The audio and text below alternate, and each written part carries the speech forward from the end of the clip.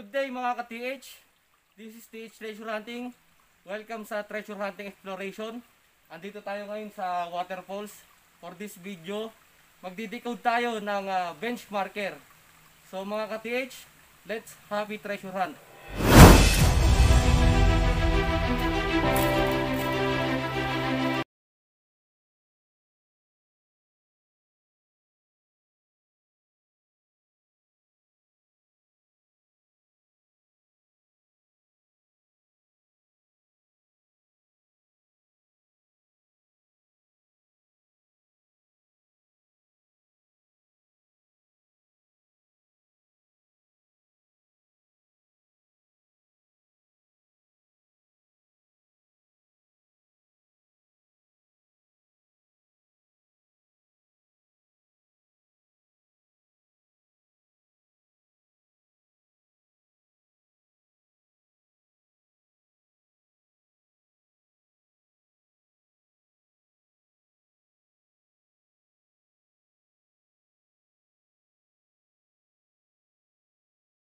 Alright mga ka-TH, andito na tayo sa ating benchmarker.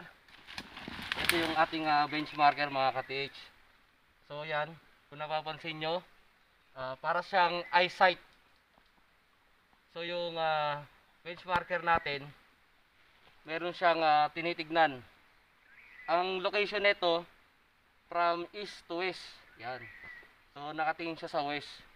Dito siya sa east. So sa ibang angle naman, yung center niya, yung pinaka bullseye niya, nagsisimbolize naman to ng manika. Yung manika sa treasure code, ito yung golden Buddha. Yan.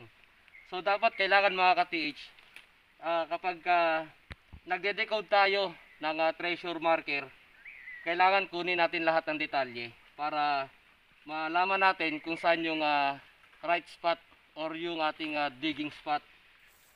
Ito yung center niya mga ka-TH ng ating benchmarker. So ayan, i-check natin. Ito mga ka-TH, sadyang nilagay lang to dito. Ayun, medyo may katigasan na rin. Ayun, talagang sadyang pinasok dito mga ka-TH. Ayan. So ito mga ka-TH, malaki ang percentage na closed tunnel cave ito. So dahil nakalagay siya sa loob mga ka-TH, ang meaning nito, Buddha inside the closed tunnel cave. So yan. So ito sinadya to na isara. Pero bago nila isinara to, nasa loob na yung mga deposit niyan.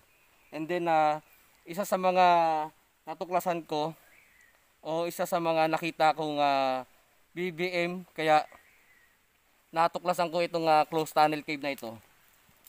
Dahil meron doon merong BBM doon sa parte na yon. Andun mga ka-TH.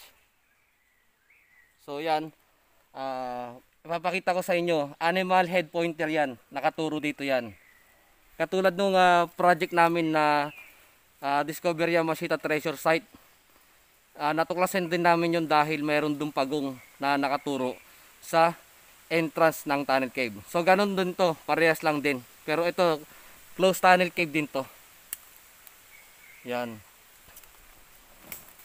So mapapansin nyo sa loob mga ka-TH, talagang bitak-bitak na bato. Maaaring pinasabugan to para mag-close. So ito yung pinaka-entrance niya. And then yung sinasabi ko naman sa inyo kanina na eyesight, na-check ko na rin yan. Is from east to west. So nakita ko doon wala siyang ibang coordinate sign. So ito talaga yung pinaka main entrance ng closed tunnel cave na to. So ipapakita ko rin sa inyo yung coordinate sign kung bakit natuklasan ko tong closed tunnel cave na to. Okay mga ka-TH, puntahan natin.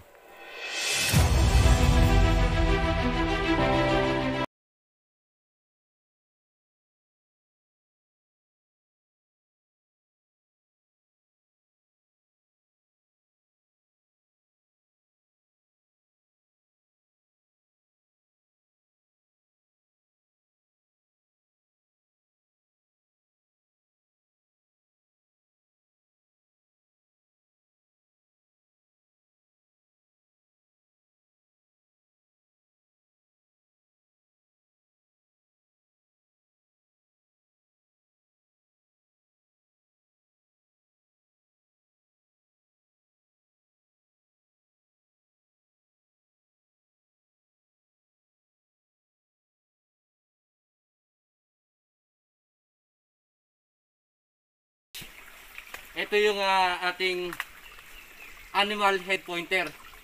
So nakaturo yan doon sa may ating pinuntahan kanina na diniscuss ko sa inyo, yung closed tunnel cave. Okay? Na may symbol ng Golden Buddha. So kaya natuklasan ko yung benchmarker na yun dahil dito sa BBM na to. Okay? Naka-point siya doon. So kapag ganito ang surroundings katulad nito sa poles, hanapin nyo yung mga treasure marker dyan, mga treasure sign. Okay? Nasa paligid lang yan. Andyan yung mga treasure code na kailangan nyong aralin para matuklasan nyo kung saan nakalagay yung deposit. Okay? So katulad nito, BBM yan. Ito, BBM. Animal head pointer yan. Nakaturo yan dun. So, babalik tayo doon para mas ma-discuss ko pa sa inyo yung ating closed tunnel cave. Okay? Kung bakit siya naging closed tunnel cave. So, alright mga ka-TH, let's get and ride into it.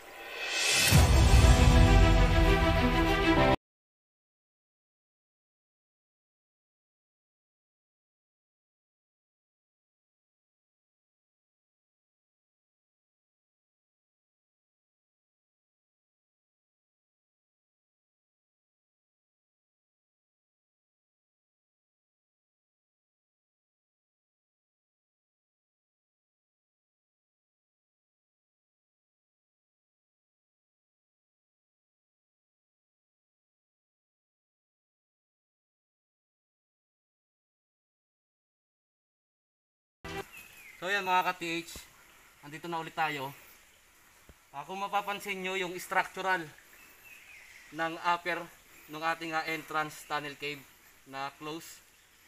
So solid rock formation siya.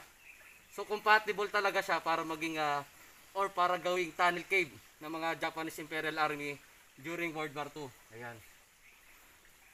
Ganyan sila magawa ng tunnel cave. Kailangan yung structural, yung itaas niya, taas na bahagi is solid rock formation para hindi ito basta-basta bumibigay o magbabar down.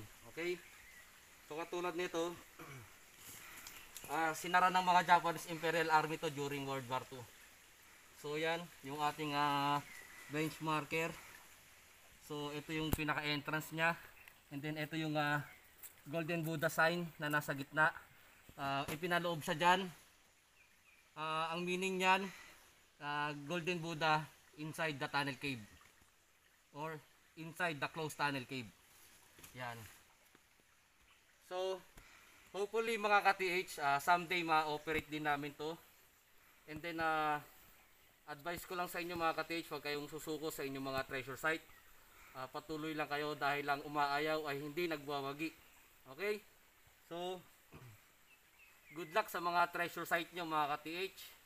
And then once again, this is TH Treasure Hunting. Happy treasure hunt mga ka-TH.